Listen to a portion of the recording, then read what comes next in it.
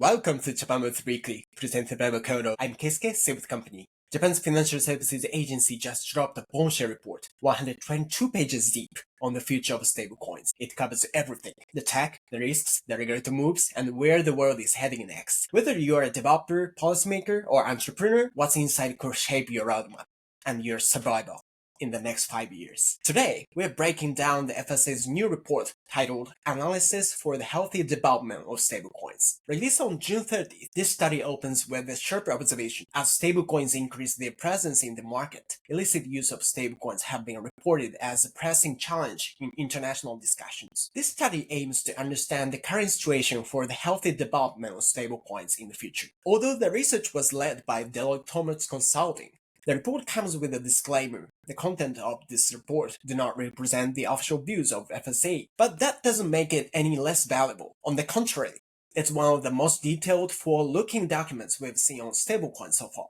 So let's start with the basics. The report classifies stablecoins into 5 types, with detailed case studies for each. First, fiat collateralized stablecoins like USDT and USDC, still the dominant form, backed by US dollars or equivalents. Second, crypto-collateralized models like DAI, backed by Ether or WBTC, and governed by smart contracts. Third, algorithmic coins, like Terra USD, which collapsed in 2022 and is used in the report as a cautionary tale. Fourth, synthetic stablecoins, such as Ethereum's USDE. These use derivatives and staking to maintain a price peg and deliver yield. And last, bank-issued stablecoins like Yuri, which are fully compliant with EU's MiCA regulations and backed by regulated banks. The paper doesn't just stop at classification. It also tracks where and how these stablecoins are used. The utility isn't limited to crypto exchanges anymore. They're showing up in cross-border remittances, especially in Africa and Southeast Asia, where services like Yellow Card in South Africa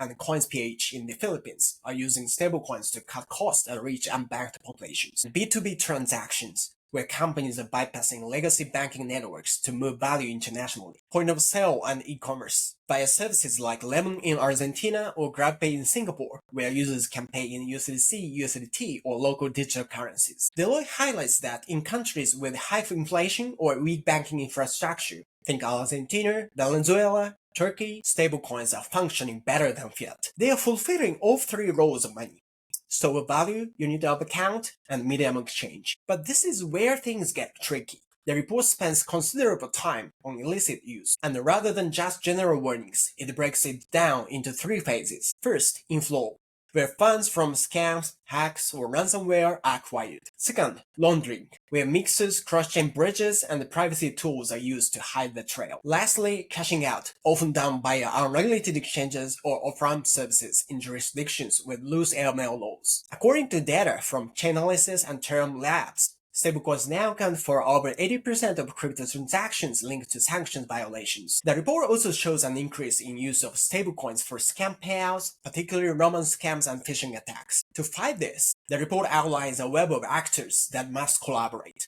issuers, exchanges, wallet providers, merchants, and analytics vendors. Tools like blacklist enforcement, on-chain pattern analysis, and real-time transaction alerts are already in use, but not universally. Deloitte points out that issuers like Circle and Tether have blacklisted addresses in the past, but layer 2 protocols often aren't yet covered, leaving gaps. There are also significant challenges in governance. The report reveals that issuers vary widely in transparency and operational quality. For example, USDC publishes monthly audits and complies with US licensing frameworks. USDT, while the market leader, has faced persistent questions about its reserves and auditing. Newer entrants like USDE and PYUSD offer innovative mechanisms, but raise questions about risk exposure. The report doesn't shy away from systemic concerns either. Stablecoins, if left unregulated, could lead to large-scale bank disintermediation. If users choose stablecoins over bank deposits, it could weaken monetary policy and create a shadow banking sector with little oversight. So, what does the report recommend? First, it calls for tiered regulation, distinguishing between stablecoins used by retail users versus those integrated into wholesale finance. Second, it promotes international harmonization. Japan can't regulate it in isolation. Cross-border standards on KYC, tax compliance, wallet verification, and blacklist sharing are essential. Third, it recommends real-time transparency. Stablecoin issuers should offer APIs for regulators and the public to verify reserve assets, transaction flows, and compliance status. And finally, The report encourages public-private collaboration. Governments, issuers, and Web3 developers must co-create frameworks that promote innovation while managing risk. Looking ahead, the forecast is ambitious. The report projects that stablecoin market cap could hit between 3 to 5 trillion US dollars by 2030. That scale would make stablecoins as systemically important as global payment networks like Visa or SWIFT. For Japan, the message is clear. Act now, or risk being left behind. Or worse, exposed to uncontrolled financial risks. Time to shape the stablecoin economy is now. And if we want to explore this in more depth, the good news is that the FSA has made this report available in both Japanese and English. We've included the download links in the episode description below, so if you're a policymaker, product manager, legal advisor, or just a curious Web3 builder, I highly encourage you to check it out. Thanks for joining us on episode 52 of Japan Web3 Weekly. If you enjoyed today's episode, please like, subscribe, and share. See you next Monday for another exciting exploration of Japan's vibrant Web3 ecosystem.